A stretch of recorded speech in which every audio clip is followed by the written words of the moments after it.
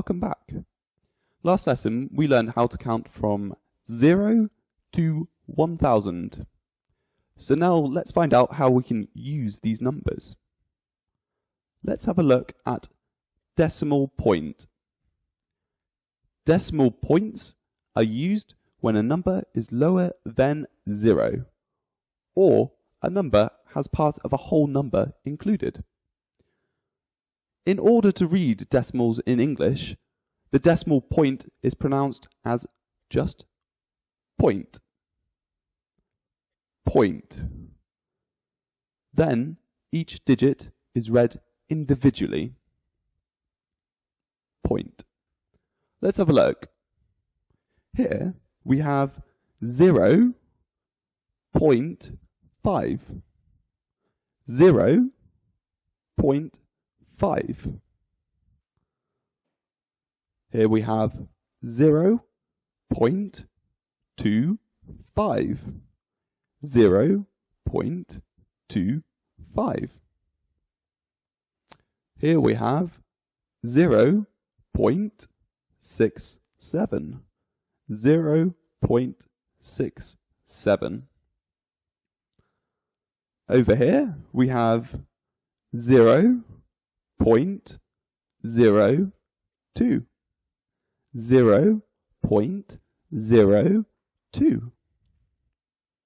Here we have 0.5673. 0.5673. Here we have 3.34. 3.34. So these are the decimal points. 0.5, 0.25, 0.67, 0.02, 0.5673, 3.34. Just remember, point. Now, let's have a look at percentages. Percentages are a lot easier than decimals to pronounce. All you have to do is say the number and follow it with the word percent. Percent. Percent. So, let's have a look. Here we have 6%. 6%. Number 25. So 25%. 25%.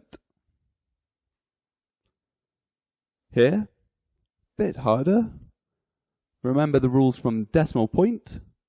So we have 72.36%. 72.36%. This one, 100%. 100%. This one, 500%. 500%. Let's recap. 6%, 25%, 72.36%, 100%, and 500%. Okay, let's have a look at fractions. So fractions are read using the cardinal numbers for the numerator and the ordinal number for the denominator. This makes the ordinal number plural if the numerator is larger than 1. This rule applies to all numbers except for the number 2, which is read as half. And halves if there is more than 1. This is also the case for number 4, which is read as quarter, and quarters, if there is more than one. This is only the case when 2 and 4 are the denominator. So 2 is half, 4 is quarter. And that's only when they're the denominator. Let's have a look at some examples here. We have 1/5, 1/5, 1/5, 3/7, 3/7, 6/8, 6/8. Remember, 2 is half when it's the denominator.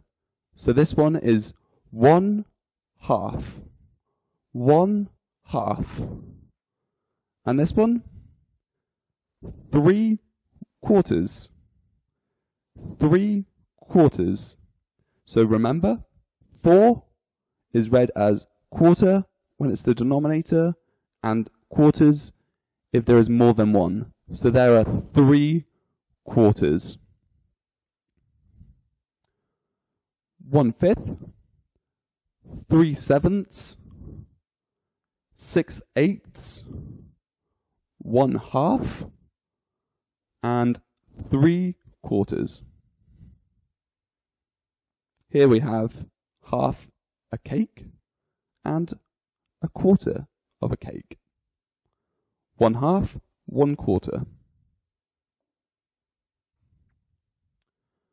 So, in order to read the sum of money, you first need to read the whole number and then add the currency name to the end.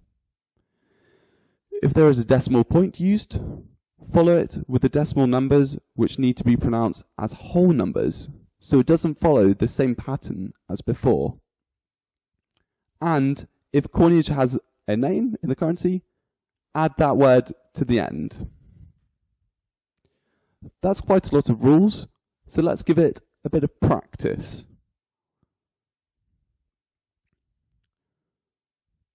Here we have $30.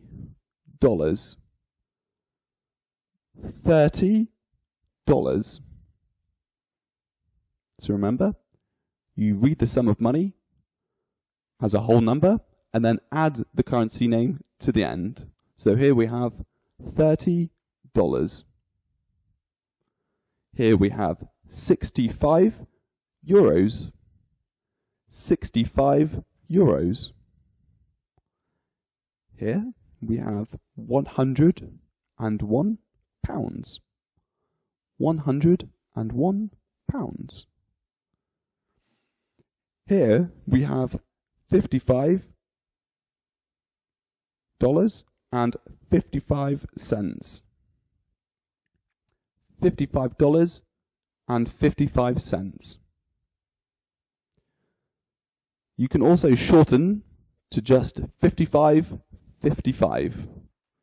So 55.55. Here we have 32 euros 76.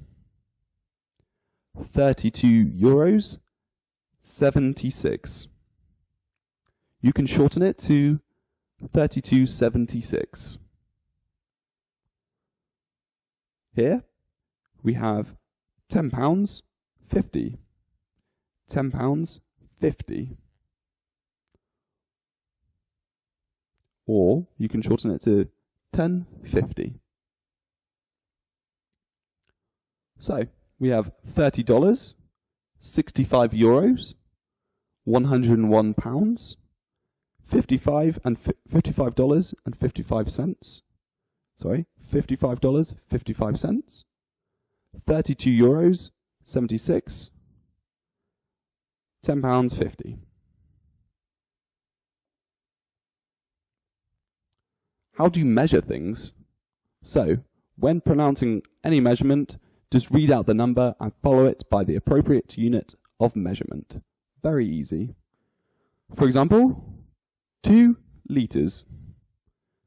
2 liters. 5 tablespoons. 5 tablespoons. 3 teaspoons. 3 teaspoons. 120 meters. 120 meters.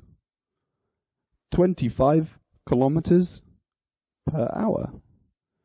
25 kilometers per hour.